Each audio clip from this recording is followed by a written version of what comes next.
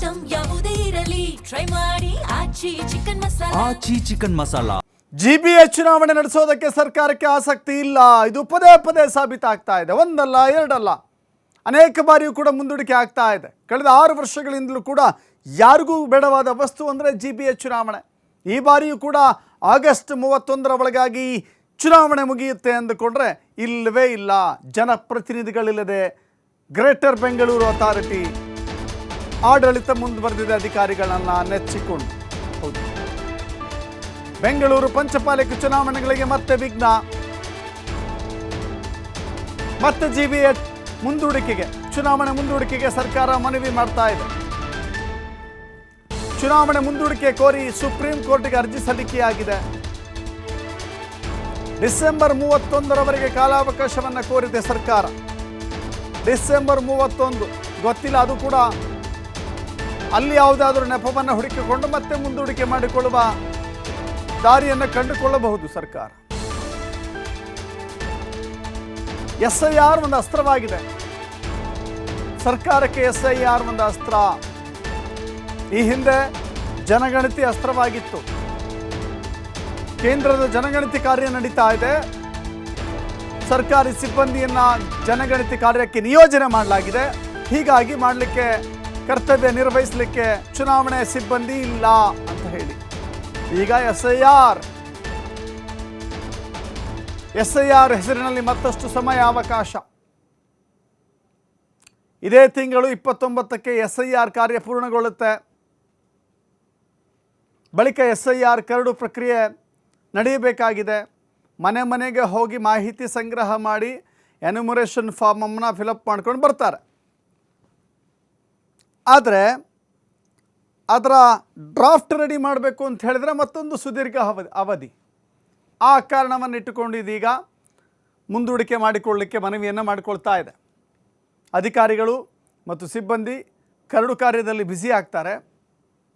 SIR ಕಾರ್ಯ ಮುಗಿಯುವ ತನಕ ಚುನಾವಣೆ ಬೇಡ ಅಂತ ಹೇಳಿ ಸರ್ಕಾರ ವಾದ ಮಾಡ್ತಾ ಇದೆ. GBA ವ್ಯಾಪ್ತಿಯಲ್ಲಿ ಚುನಾವಣೆ ನಡೆಸಲು ಬೇಕಾದಷ್ಟು ಸಿಬ್ಬಂದಿ ಬೇಕಾಗುತ್ತೆ. SIR ಪೂರ್ಣಗೊಂಡ ನಂತರವೇ ಚುನಾವಣಾ ಪೂರ್ವ ಸಿದ್ಧತೆ ಇರಲಿ. ಸುಪ್ರೀಂ ಕೋರ್ಟ್ ನಿರ್ಧಾರದ ಮೇಲೆ ನಿಂತಿದೆ GBA ಚುನಾವಣೆಯ ಭವಿಷ್ಯ. ಆಗಸ್ಟ್ 30ರೊಳಗಾಗುತ್ತೋ ಅಥವಾ ಡಿಸೆಂಬರ್ 31ರೊಳಗಾಗುತ್ತೋ ಗೊತ್ತಿಲ್ಲ. ತೀವ್ರ ಕುತೂಹಲ ಮೂಡಿಸಿದೆ GBA ಪಂಚಪಾಲಿಕೆಯ ಎಲೆಕ್ಷನ್.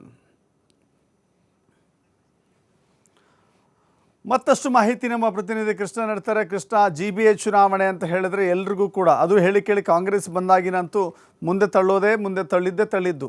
ಈ ಬಾರಿ SIR ಕಾರಣ, ಈ ಹಿಂದೆ ಜನಗಣತಿ ಕಾರಣ, ಡಿಸೆಂಬರ್ಗೂ ಮತ್ತೊಂದು ಕಾರಣ ಬಂದ್ಬಿಟ್ರೆ ಚುನಾಯಿತ ಪ್ರತಿನಿಧಿಗಳಿಲ್ಲದೆ ಆಡಳಿತ ನೋಡಬೇಕಾದ ದುಸ್ಥಿತಿ ಎಷ್ಟು ವರ್ಷ ಅಂತ?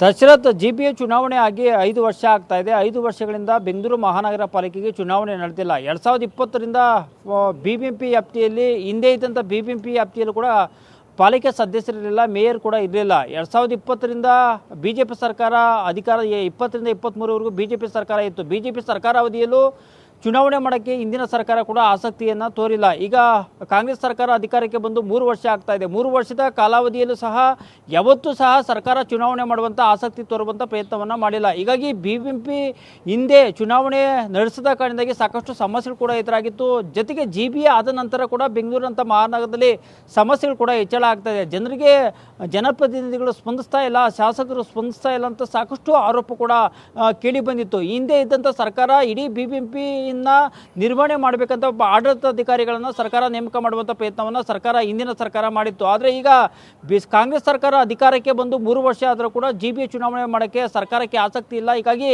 ಕಳೆದ ಬಾರಿ ಸಹ ಸುಪ್ರೀಂ ಕೋರ್ಟ್ ಕಟ್ಟುನಿಟ್ಟಿನ ಸೂಚನೆಯನ್ನು ಕೂಡ ಕೊಟ್ಟಿತ್ತು. ಆಗಸ್ಟ್ 31ನೇ ತಾರೀಕು GBA ಚುನಾವಣೆಯನ್ನು ಮಾಡಿ ಅಂತ ಸರ್ಕಾರಕ್ಕೆ ಕಟ್ಟುನಿಟ್ಟಿನ ಸೂಚನೆಯನ್ನು ಕೂಡ ಕೊಡಲಾಗಿದೆ. ಇದಕ್ಕೆ ಸಂಬಂಧಪಟ್ಟಂತೆ ಸರ್ಕಾರ ಈಗ ಚುನಾವಣೆ ಮಾಡೋಕ್ಕೆ SIR ನೆಪವನ್ನು ಹೇಳುವಂಥ ಪ್ರಯತ್ನವನ್ನು ಮಾಡ್ತಾ ಇದೆ. ಹಿಂದೆ ನೋಡಿದಂಥ ಸಂದರ್ಭದಲ್ಲಿ ಜನಗಣತಿ ನೆಪವನ್ನು ಸರ್ಕಾರ ಹೇಳಿತ್ತು. ಜನಗಣತಿ ನೆಪದ ಆಧಾರದ ಮೇಲೆ ಸುಪ್ರೀಂ ಕೋರ್ಟ್ ಸಹ 3 ತಿಂಗಳ ಕಾಲ ಚುನಾವಣೆಯನ್ನು ಮುಂದೂಡಿಕೆ ಮಾಡುವಂಥ ಪ್ರಯತ್ನವನ್ನು ಮಾಡಿದ್ರು. ಅಂತೂ ಇಂತೂ ಕಾಂಗ್ರೆಸ್ ಸರ್ಕಾರದ ಕಾಲಾವಧಿಯಲ್ಲಿ ಚುನಾವಣೆ ಮಾಡೋಕ್ಕೆ ಕಾಂಗ್ರೆಸ್ ಸರ್ಕಾರಕ್ಕೂ ಆಸಕ್ತಿ ಇಲ್ಲಂತ ನಿಜಕ್ಕೂ ಕಾಣ್ತಾ ಇದೆ. ಹೀಗಾಗಿ ಜನಪ್ರತಿನಿಧಿಗಳಿಲ್ಲದೆ ಮಹಾನಗರ ಪಾಲಿಕೆ ಈಗ ಸಂಪೂರ್ಣವಾದಂಥ ರೀತಿಯಲ್ಲಿ ಕೂಡ ಅಧ್ವಾನ ಕೂಡ ಆಗಿದೆ. ಯಾವುದೇ ಅಭಿವೃದ್ಧಿ ಚಟುವಟಿಕೆಗಳು ಕೂಡ ಬೆಂಗಳೂರಿನಲ್ಲಿ ನಡೀತಾ ಇಲ್ಲ. ಒಂದು ಕಡೆ ಮೂಲಭೂತ ಸಮಸ್ಯೆಗಳು ಹೆಚ್ಚಳ ಆಗ್ತಾ ಇದೆ.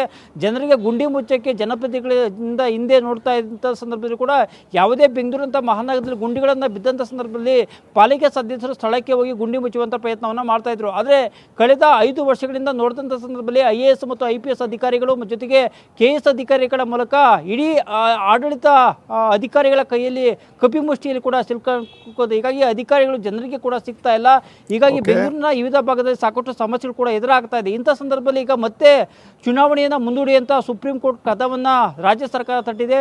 ಡಿಸೆಂಬರ್ 31ನೇ ತಾರೀಕುವರೆಗೂ ನಮ್ಮ ಕಾಲಾವಕಾಶವನ್ನು ಕೊಡಿ ಅಂತ ಮನವಿಯನ್ನು ಸುಪ್ರೀಂ ಕೋರ್ಟ್ಗೆ ಕೂಡ ಮಾಡಲಾಗಿದೆ. ಹೀಗಾಗಿ ಸುಪ್ರೀಂ ಕೋರ್ಟ್ ಯಾವ ರೀತಿಯ ನಿರ್ಧಾರವನ್ನು ತೆಗೆದುಕೊಳ್ಳುತ್ತೆ ಅದರ ಆಧಾರದ ಮೇಲೆ GBA ಚುನಾವಣೆ ಭವಿಷ್ಯ ಕೂಡ ನಿಂತಿದೆ. ಒಂದು ವೇಳೆ ಚುನಾವಣೆ ನಡೆಸಿ ಅಂತ ಸರ್ಕಾರಕ್ಕೆ ಸೂಚನೆಯನ್ನು ಕೊಟ್ಟರೆ ಒಂದು ವೇಳೆ ಆಗಸ್ಟ್ 31ನೇ ತಾರೀಕುವರೆಗೆ ಚುನಾವಣೆ ನಡೆಯುತ್ತೆ.